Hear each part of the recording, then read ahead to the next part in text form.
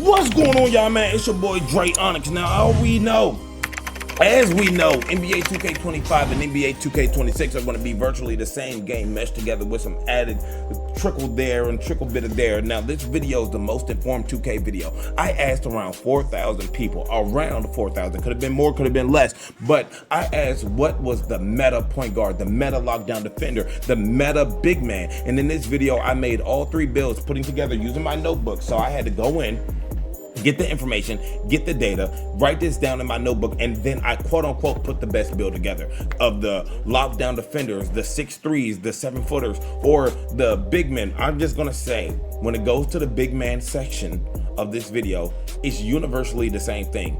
But obviously I'm gonna spoil it. 6'7 was by far, it wasn't even matched. But when it came down to the lockdown defender and when it came down to the 6'3 point guards, I was genuinely shocked. And as you're gonna see in the reaction of making this video, I hope you guys enjoy. I hope you guys like up this video because it took a lot of time. And with all that being said, enjoy. This is what we found out. So, the greatest build name to get by far in my book is the switchable lockdown defender, versatile defender, or a 3-and-D point, 3-and-D 2-guard, 3-and-D wing, whatever the fuck you want to call it.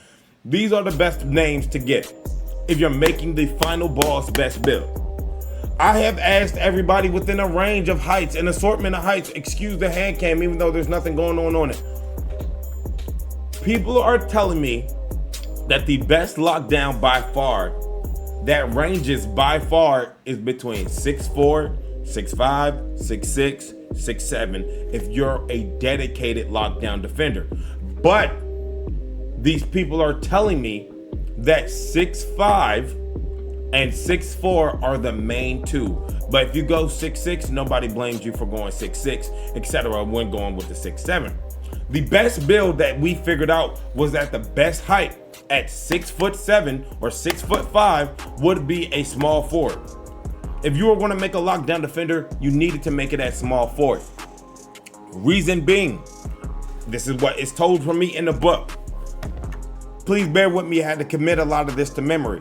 But what people were telling me when it came down to the 6'5" small forward is being able to help your centers, being able to help your bigs. Usually everybody plays with an inside big man. Usually everybody plays with that quote unquote middle man. The weight helps, the size helps, the arms help, but overall people figured out within the game, earlier on within the game as well, was that a lot of things didn't matter, but the biggest things that do matter, you need to have on your lockdown defender build.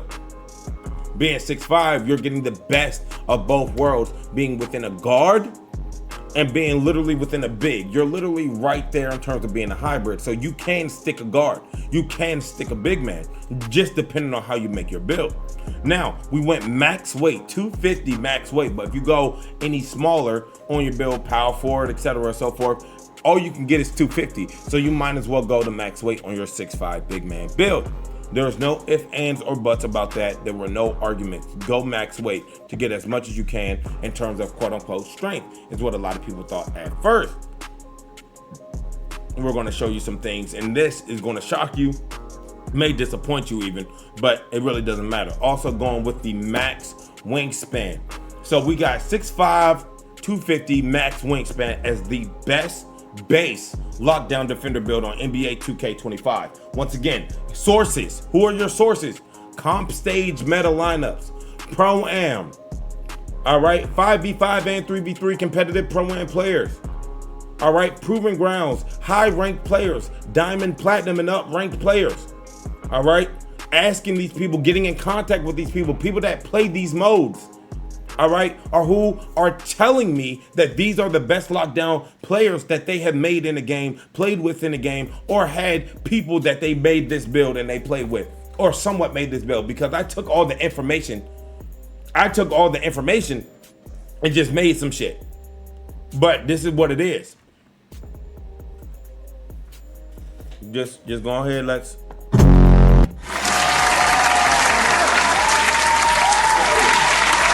Now, majority of people that I did ask had 15 or more cap breakers on their build. Very imperative, very, very important to say that majority of the people that I asked had 15 cap breakers on their build. Definitively, you may look at this and be like, I see it, but I don't see it. I don't get it. That's because a lot of y'all run meta lockdowns full on. Anyways, when it comes down to the finishing on this build, all right, I had to go tweak some things because I missed out on information. But people said, and they were telling me that you need solid finishing ratings, all right? Solid ratings, being able to meet minimal thresholds when it came down to certain stuff. Close shot being a 75, or if you can wing it and get a 73, that was always good. But then again, that put down your rebound, and some people didn't like that, some people didn't care. However, 70 on a layup, that should be very self-explanatory. At least a 70 layup. 75 dunk was the most common theme that I witnessed or saw a majority of people's lockdown defender builds, also with a 40 standing dunk and a lot of locks. A lot of these lockdown defenders in which I asked, and a lot of these people in which I asked on their build, said at least a 67 post control, but solid 70. 67 to meet the minimum requirements, because there's times where you have to post up and you don't want to get plucked.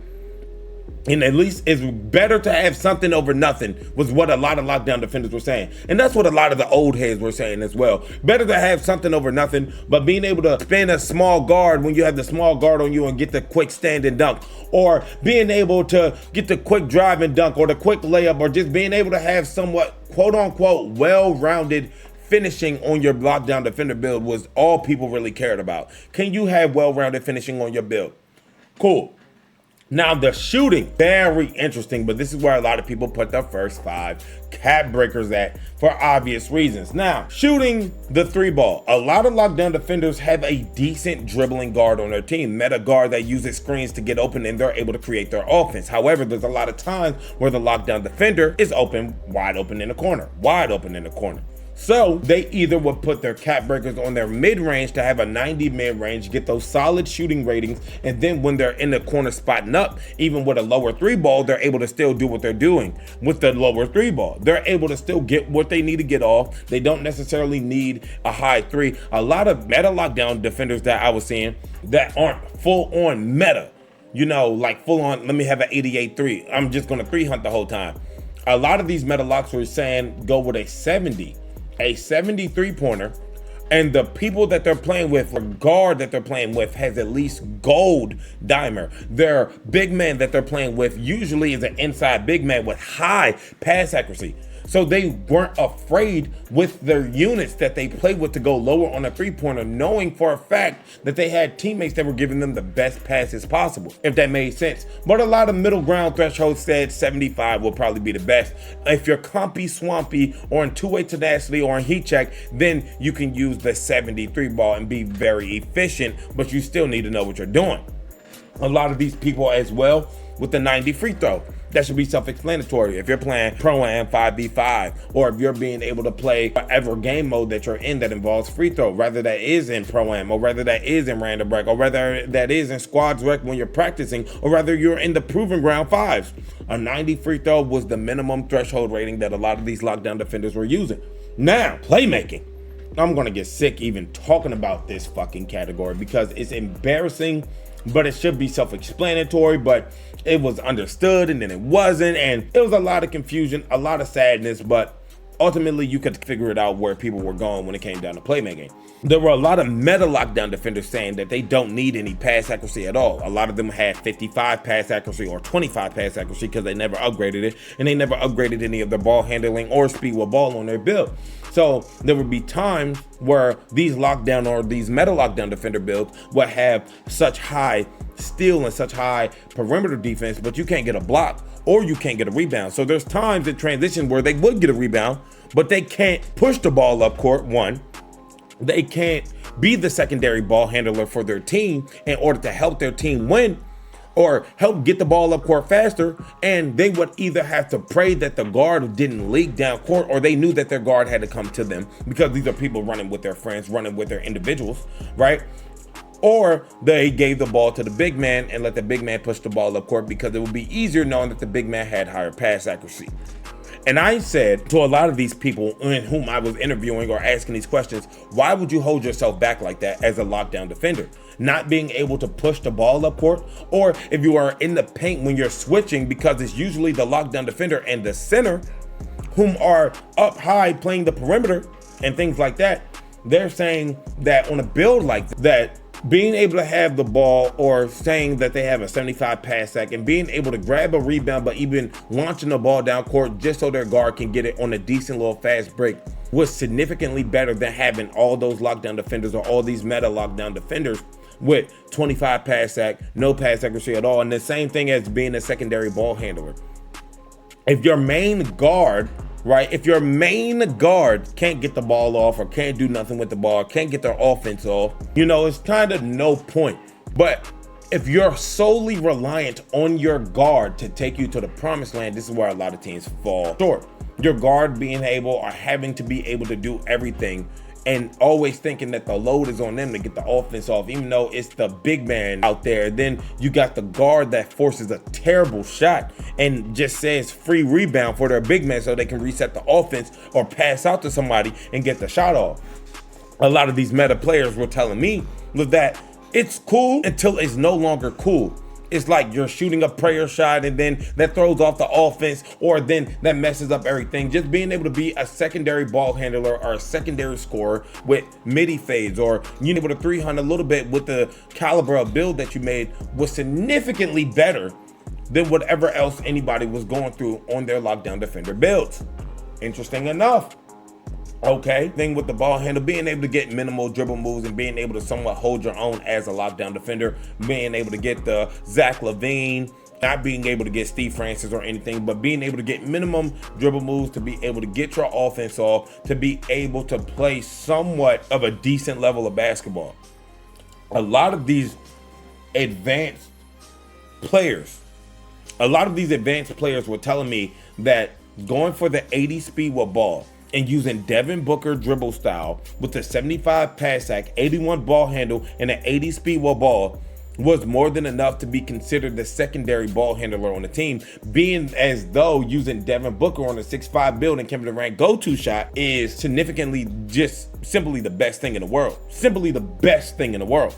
Being able to speed boost and go both directions and shoot midi fades with that 90 mid-range freed up a lot of the offense for the guard, because now you got, instead of a sole scorer on your team, you got two scorers on your team that can really do anything or really get anything off or really be able to knock shit down, is what they were telling me.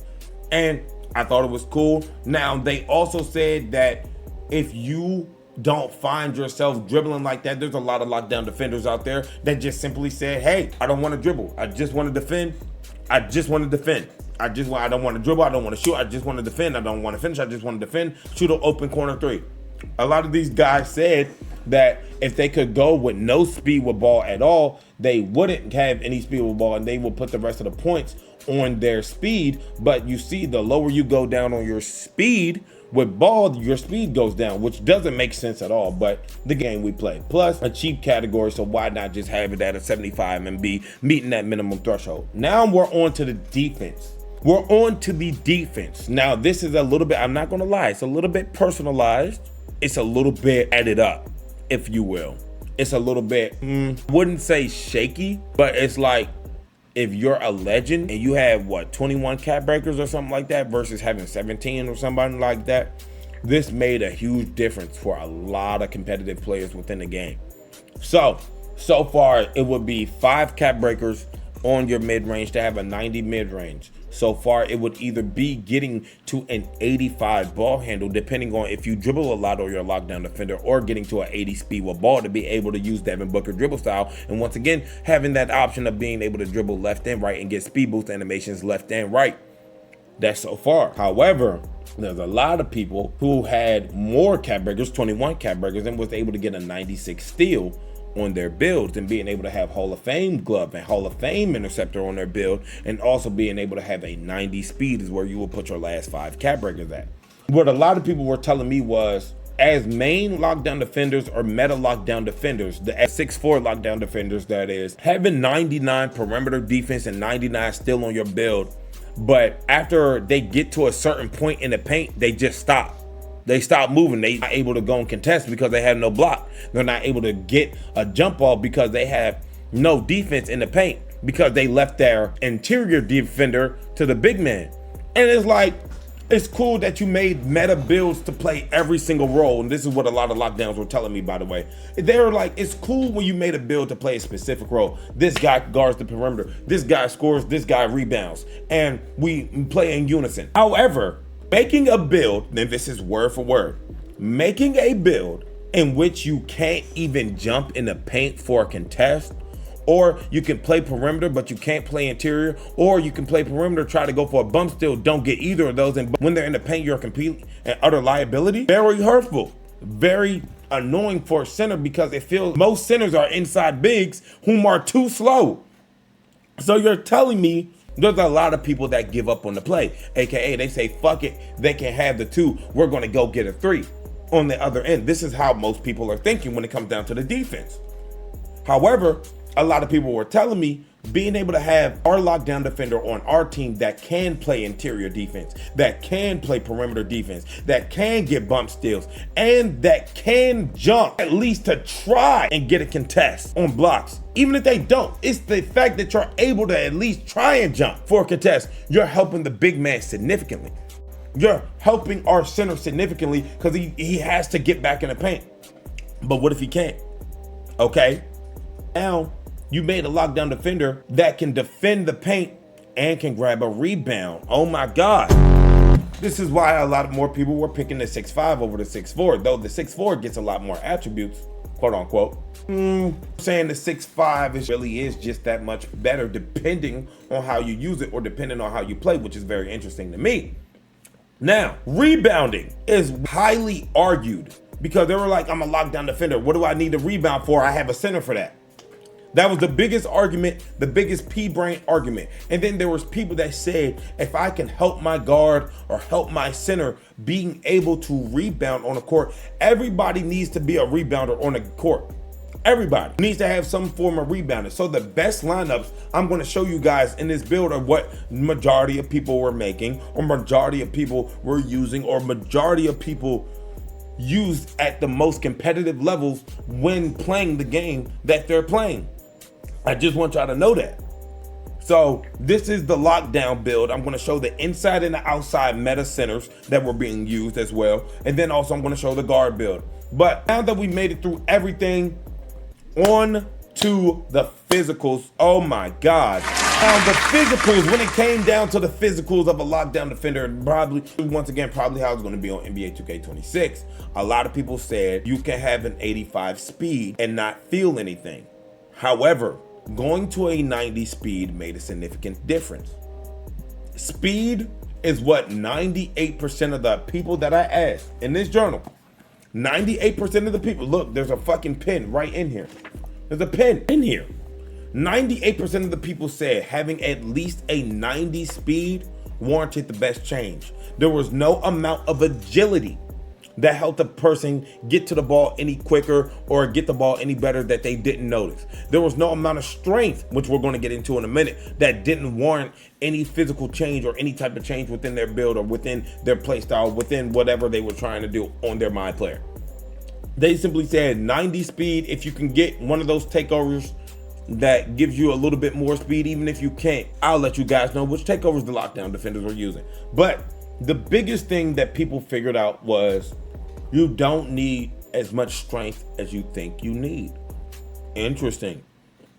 So there were people out here with, let's say, 99 strength, 99 this, 90 strength, 85 strength on their lockdown defender builds. And you're saying, quote unquote, the more strength I have, the more bumpy I can get. In all actuality, until you realize you're still getting blown by it. There's people that are still passing you up. There's people that are still strong handling you, but you have 99 strength. You have Hall of Fame or Legend Immovable Enforcer on your build, right?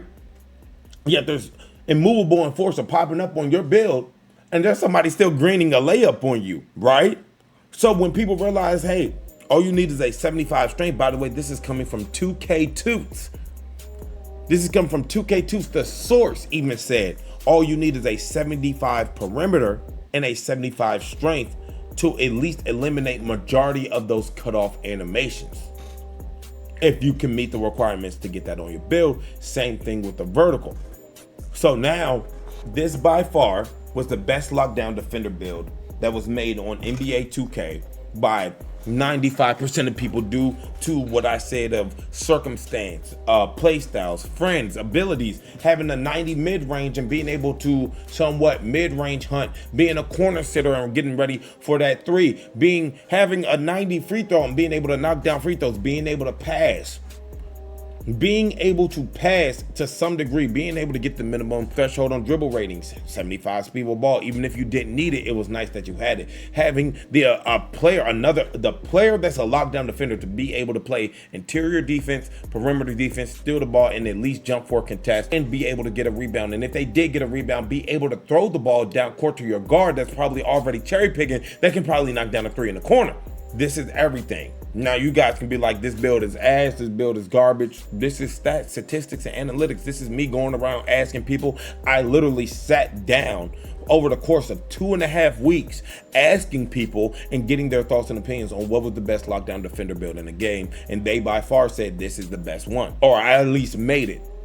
But you can still tweak and, add things or remove things if you don't use it on your build.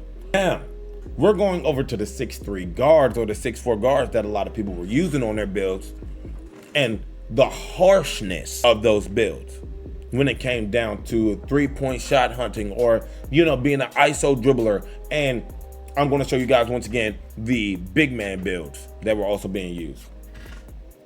There were 8 types of guards that, when interviewing and going through what lockdowns and best guards to use, they said by far 6'3 with the minimum wingspan was the best form of the build. Best form of being a 3-point shot hunter. Steve Francis, passing, defense, rebounding, if you don't feel like switching. So there's a lot of guards that have a lockdown defender, but the lockdown defender gets on them or gets on the player when the guard is getting cooked too much, like too many snatchbacks and greens over them. However, this was a very interesting build. This is the one that they made for 3-point hunters, or in general, just overall, I want to hoop. Give me Steve Francis, give me all this. You guys are going to be shocked by the time I show you this build. By far, this was the most used meta 6'3 point guard on NBA 2K25 by far. Data analysis, data planning. This took a lot of time, so I'm going to need a like up on this video. This took a lot of time to get this out, but this was by far the best, quote unquote, the best overall. I'm going to take everything what everybody said and put it all in one build and get people's thought process behind it. You guys can let me know your thoughts and opinions. Mid, ads, would you ever use it? But this is what the meta is using. This is what people were using. Majority of people have something like this, like I said, tweak to your like. So this build gets called a shot creating 3-level threat. This build is 6'3 max weight at the point guard position with a 6'3 wingspan. This build was by far one of the most unique builds I have ever in life came encountered with. This is what people were saying they were using, but when I break it down for you, it's going to make more sense as we go on. So this 6'3 build gets contact dunks off ones and off twos. This build gets a 99 3-pointer with a 95 ball handle, which unlocks the Steve Francis animations, which people were saying are somewhat the most crucial animations to unlock in the game. Steve Francis, that is. You need an 86 ball handle or speed with ball so you can unlock Darius Garland dribble moves. But when it came down to the defense, it was very interesting. So the lockdown defender build, we said we have a lot of people who say, why would I upgrade my defense? I have my lockdown defender for that. Because the guard is off where? Corner sitting, playing in the corner. So all they need is silver off ball pass. However, if they were to get beat to the rim, or they're getting met at the rim, or they wound up at the rim, they're able to either spam square or give some form of a contest. They don't need no perimeter defense because they said, I have a lockdown for that, right? And I respect it. You're a guard, you're here to score, and your defense is sitting in that corner and spamming square if you get to the rim on you. But not only that, I've seen somebody or seen a lot of people say it's good to have minimal rebounding. So they may not have both categories upgraded or may not have their block upgraded at all. But there was a lot of people saying these categories, these 3 categories on my screen are so cheap, why not upgrade it? But the strangest things I saw is about to happen. Either going and keeping the 90 speed or going with a 99 strength. By far the craziest thing I've seen. By the way, these are people with at least 15 plus cap breakers on their builds that are in the stage, you know, in the 3v3 Pro-Am, 5v5 Proving Grounds, etc. and so forth. The list goes on and on. Gold ranked, diamond ranked, platinum ranked, top whatever rank, they're up there. These are the people in which I asked to get this data from. Now this was so interesting at the guard position because I never knew why, or will never ever know why, anybody will have a 99 strength, 99 3-pointer, 95 ball handle, and then for those people with 17 cap breakers, get the contact dunks off ones and off twos on their guard. But this is a fun meta guard.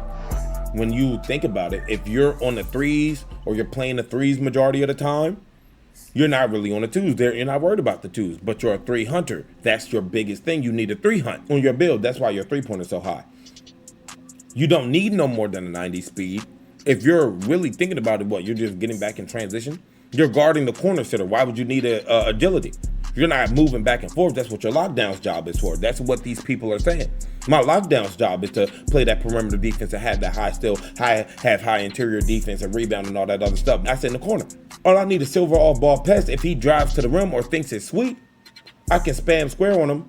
I have a little bit of interior contest, or I have my 99 strength that's going to stop him in his wake. Brilliant thought process. And then you're a 3-point shot hunter. But you can still cheese mid-ranges a little bit if you know what the fuck you're doing, that is. But your ultimate job, pull that bitch from limitless range with legend limitless range, legend mini maestro, legend, all these badges being on legend. All of them. All the shooting badges you will have are on legend. And nobody can do anything with you if you know what you're doing. If you know how to do your right behind the backs. If you know how to do this, that, the third. And there were some that said post control is really cheap. So this is what a lot of people were also doing. They said that instead of putting 5 cap breakers and getting to a 99 3-pointer, let me just go to a 95 3-pointer in general. And some of them said, why not upgrade my post control at least to have those post control moves, or being able to do some of those post control moves. Let me have a bit better of a mid range or max out the free throw. This is what some of these people were saying, or being able to go back into the strength. It's nothing more that many people can do. So they're trying to just get, I guess, the best bang for their buck. But when you think about it and see it in real time, what would you guys do? To be honest with you, I would do something like this. And people were saying just go with a 95 3-pointer because having a 99 is cool, it's good, but a 95 is the best sweet spot. Just like a 95 standard dunk is the best sweet spot. But there are guards out here who said when it comes down to scoring at will, or scoring on the ISO, or scoring not having to be forced to use screens all the time, it's good to be able to post up the other guard in case they don't switch, or being able to go into the post and be able to post fade, or showing off that you have 99 strength on your build, or being on the corner center and being able to spam square and play some interior defense, and then be able to see Francis. And it just went on. And then you putting on the best takeover in the game, deep bomber. So now you're able to pull from half court with satellite takeover. You're able to pull from half court with a 99 3-ball and 99 speed.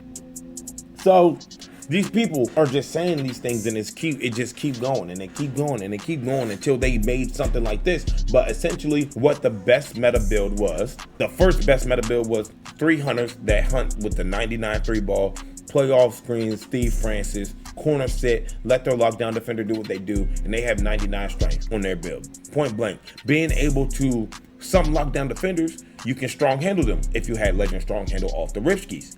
So you're able to flick the stick up and just throw the ball right through their legs, and you're not bothered, you're not losing the ball. Same thing with the 95 ball handle. Interesting, 6'3" was the best overall height instead of 6'4". I'm thinking it's going to be 6'4". 6'3" was the best. So 6'4" is like, you get less things. Like 6'3" gets a lot of stuff, but 6'4" you get less. And plus you wouldn't be able to have a 99 strength, or just to be able, I got a 99 strength on my guard. Though useless, though a useless area, though a useless rating, nice to have rather than not. is what a lot of these people came to the conclusion of. And being able to get contact dunks off ones and off twos, being able to pull from limitless range, being able to get Steve Francis, being able to have a 99 strength, and realizing that they don't even need agility, so they really went lower on the agility. But remember, the lower you go, other ratings just go down with it, just because that's how the game is made. Now, by far, this was the best center build on NBA 2K25. Now, just letting you guys know that the best center builds ranged heavily, depending on how a lot of people ran their offenses. But 6'7" was the best all-around height. At small forward, power forward, and center, a lot of people ran small 6'7s and got the max weight. But in doing that, they either went with maybe semi-max wingspan, or, you know, 1 off, 2 off on the wingspan in order to do whatever they were trying to do when it came down to rebounding. But the 6'7" was one of the more, how can I say, fun heights on the game. The more fun, oh, this is what I can do type of heights within the game. And here's why. Now, this essentially was by far the best meta big man build on NBA 2K25, man. Now that we made it all the way to the end, everything at its final core. Once again, bro, if I have to reiterate it one time, I have to reiterate it 1,000 times. There are people out here, and every build that I'm showcasing in this video was people with over 15 cap breakers, or at least 15 cap breakers on their build.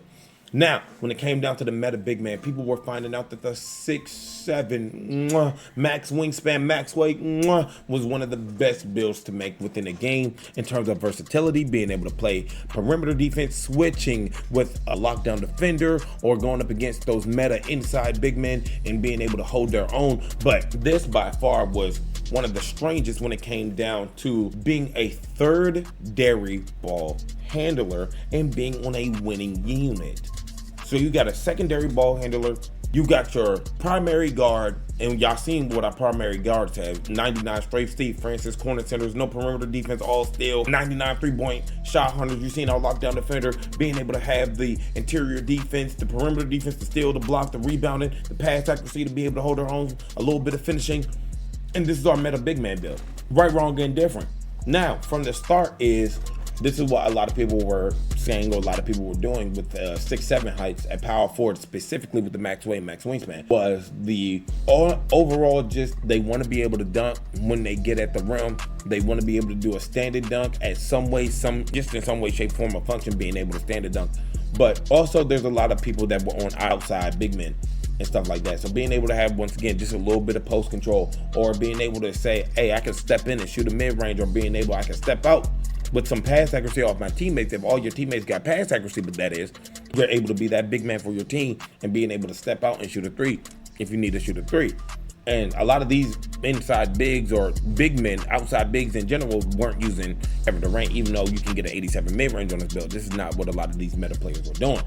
A lot of these meta players knew for a fact that they were the third ball handler. So that means if your lockdown fails, your guard fails, then it's time to ISO the big, or put the big on the island and be able to do what you do and work how the way you work, with pass accuracy, minimum ball handling, and 60 speed with ball. If you're not Glock 19, but you can do Glock 19 stuff. Interesting enough, but this is why the free throw is high, because of 5v5 program. This is once again me taking all their builds, or taking everybody's builds, tweaked high and tweaked low, and once again just coming up with something that everybody was going to be able to use, or be able to mess with, or be like, yeah, that's something that I would do. This is the general thing. Now, a lot was being told to me on interior defense in general, having to have high interior defense, because you're going up against these inside 7-footer bigs, and they're just going to get everything on you regardless, is really what it was, and really what it came down to when it came down to the 6'7" bigs. These big men, they're going to get you with standard dunks, drop steps, and you can spam square on them with the 85 still and have the high block. It really didn't matter. But still, a lot of these guys had the 96 D board, which saved them, because you can be able to put on legend, follow me now, legend box out beast and legend rebound chaser on your build, and be able to hold your own and have a chance to be one of the fastest players out there. I'm gonna show you guys that in a minute. But essentially, this was the build. A lot of people went with either higher pass accuracy with those extra 5 cap breakers, or went with a higher mid-range. Some people said, I don't need dunking to be that high. I don't care about meter dunking. So they were able to make it so it was in a way where they put +2 to their mid-range to be able to get that Kevin Durant go-to dribble style, being able to, I can do Kevin Durant move and not be a full-on liability, I should say. But 5 cap breakers went over into some people who said, I want to do Kevin Durant push cross. I want to be able to shoot the wide open 3. I want to be able to knock down free throws. I want to be able to pass when I get a rebound in the paint. I want to be able to do Zach LaVine snatch back and shoot right away off of it if necessary when I'm shooting those wing 3s or shooting those deep wing 3s. There was people that say you don't need speed with ball. You just need Zion Williamson dribble style. They were saying that they needed interior defense, but you don't need no perimeter defense. Because you're not necessarily going to be on the perimeter, you're going to be on the big majority of the time unless you switch onto the perimeter, and that way you're switching onto the corner and the guard is playing up. But there's times where you need your big up and playing out, but also the 85 still being able to play the gaps and play the lane. So as you guys seen, there's a lot of defense on the court, but the one thing that remained the same, a lot of these meta players, a lot of these higher up tier players were over here making builds with at least an 85 still. And if they need a high block on their build, they put high block on their build, even though some of them couldn't get it. The one that needed it, got it. The same thing is with the rebounding. A lot of people figured out at 6'7" that if you go with a 96 D board, right, and a 89 strength on your build, you can then have your Hall of Fame or your, where is it at? Where are you? Where are you at right now? You can do box out beast and have that on Hall of Fame and tear it up to legend, but also do the same thing with rebound chaser and tear that up to legend as well, due to the fact that one is in a tier 1 category, the other one's in a tier 2 category, thus saving you points, especially when you have a lot of cap breakers. But a lot of people also realize, hey, I can be essentially one of the fastest players on the game. So now think about it from this perspective. These meta big men don't care about dunking the ball or getting contact dunks on their build or nothing like that.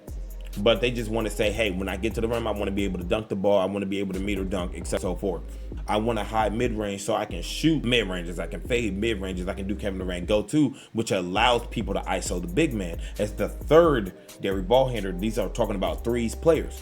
A lot of these players were saying, I need block. I need to be able to rebound, especially going up against the center. Very understandable, mandatory. A lot of these players said, hey, 85 speed is cool, but having an 88 speed on a power forward, having an 88 speed with a 96 D board, legend rebound chaser, and legend box out beast, having the pass accuracy, the ball handle, and the ability to just say, hey, this is what I'm doing, and nobody can stop you. Because it was either, if the guard was getting cooked, right, you got the guard getting cooked, then you go to your lockdown defender. If your lockdown defender can't get his offense off, your final option is having your big man ISO the other center, because more than likely you got the 6'7" center going up against the 7-footer, 7'1", 7'3". The 6'7" said by far, by everybody I interviewed, the 6'7" center was somewhat built like this, give or take some animations on or off. If they were getting posted up on, they had at least silver. But the biggest thing was rebounds and being able to get the ball, shoot the ball, or being able to get the ball on a rebound and pass it down court to their guard or pass it to their lock. Or when they get a rebound, being able to quickly pass it out to the corner or pass it up top of the key and reset the offense, and having that strength. You need 89 strength. I didn't know that. You need an 89 strength. However, if you had the ability to tweak some stuff around and move some things around and get a 91 strength on your build, they said that was easily welcomed. So if you see some attributes that don't necessarily need to be seen or need to be used, if you don't find yourself in the park too often or find yourself in these 5v5 areas, there's a lot more people saying, hey, let me get the speed, let me get the rebound, the strength, the speed, right? And let me make sure that I have that 85 still with that 85 block, 85 interior defense, and nothing else even matters. Like mid-ranges, I'll shoot mid-ranges. If I'm wide open, I'll shoot a 3. But majority of these people, guess what? They're shooting in two-way tenacity or in heat check. More than likely two-way tenacity, and the takeover that most people were using were intimidator, physicality, paint dominance, and the commander. That's it, and that's all. Let me know your guys' thoughts and opinions. Oh, a lot of people were also using fortress due to the fact that you get 3-pointer and strength on your build. However, though, once again, this is totally up to y'all. You don't need a 91 strength for people to hit your big body screens or anything like that. Just personal preference from a lot of players that play the game. By the way, this build, if you guys didn't know, it gets called a versatile enforcer. We went through the point guard builds, the lockdown builds, the meta center builds. This is every meta. This is me asking over 3,000 people, taking notes in my journal, writing down, taking notes on every position, what everybody was saying, and getting information from players. You guys can let me know if these builds were garbage, good, trash. Would you use it? Would you play it? And more than likely, I'm letting you guys know that these are probably going to be the same meta builds in NBA 2K26, knowing for a fact that more than likely is going to be a copy and paste game. With all that being said, I hope you guys enjoyed this in-depth video that probably took way too long to record. Should have been done sooner.